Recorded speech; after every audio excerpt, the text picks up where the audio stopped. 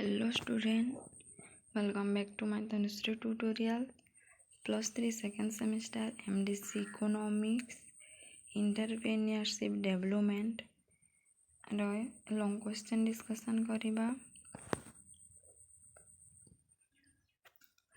Identification and classification of idea. धारणार अर्थ चिह्नट एवं वर्गीकरण. संपूर्ण विषय अध्ययन करने आमे एठी बुझीबाकू चेष्टा करिबा जे धारणा कॉन्सेप्ट कौन, एहाकू किपरि चिह्नट आइडेंटिफिकेशन करा जाय एवं एहार वर्गीकरण क्लासिफिकेशन किपरि हुए. धारणा कौन? धारणा हेउछि ज्ञान और विचार गठनर मौलिक एकक. यह आम मनरे थिबा जेउ धरणर अभिधारणा और परिभाषा आमको कौनसी वस्तु विचार बा प्रक्रिया विषय रे बुझाई थाए.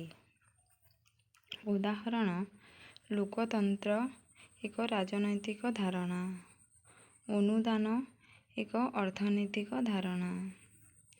धारणार चिह्नट किपरि करा जाय? धारणा को चिह्नट करिबारे एही दृष्टिकोण गुडी को ध्यान दिया जाय.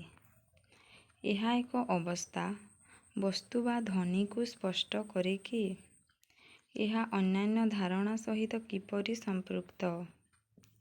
व्यवहार रे यह किपरि आसे. धारणार वर्गीकरण. धारणा गुडी को विभिन्न उद्देश्य अनुଯାयी वर्ग करा जाय.